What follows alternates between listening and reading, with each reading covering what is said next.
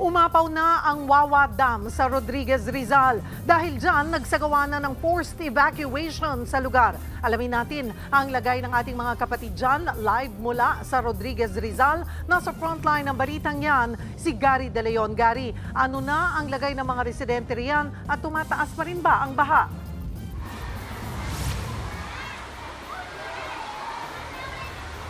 Cheryl, nandito ako ngayon sa Barangay Manggaan dito sa Rodriguez, Rizal at karamihan na nasa likod kong mga bakwit na nakikita ninyo ay galing nga ito sa mga river na umapaw na ngayon. No? At karamihan na nakikita nating bakwit ay wala nga sila mga cubicle kagaya ng mga ibang evacuation center. Ito ay dahil sa patuloy na pag-ulan, umapaw na ang Upper Wawa Dam kaya pinangangambahan ang pagtaas ng level ng tubig sa Marikina River. Sa ngayon, 3 barangay na, Cheryl, ang nasa evacuation center.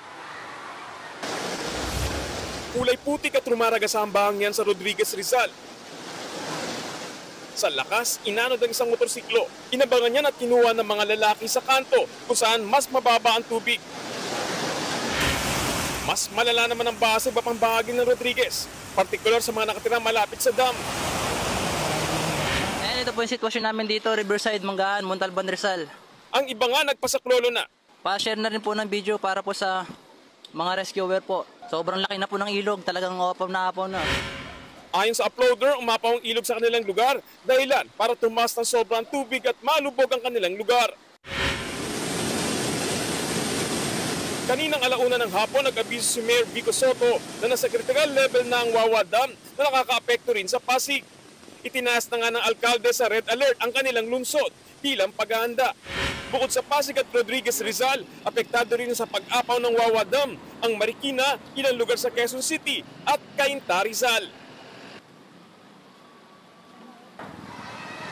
Cheryl, sa ngayon ay nararanasan natin ngayon dito sa Rodriguez, Rizal yung malakas na pagbuhos ng ulan at yung 3 barangay nga sa evacuation area ay aabot na rin din sa 3,000 individual. Kaya kung patuloy pa raw ito, nasa desisyon na ng MDRMO o ng local government kung sila ay magkakaroon ng another evacuation o pag tumila ang ulan ay pwede na rin umuwi yung mga kababayan natin. Cheryl. Maraming salamat, Gary De Leon, live mula sa Rodriguez, Rizal. Mga kapatid, Cheryl Cosing po. Maging maalam at may pakialam sa mga napapanahong issue at headlines. Mag-follow at mag-subscribe na sa social media pages ng News 5.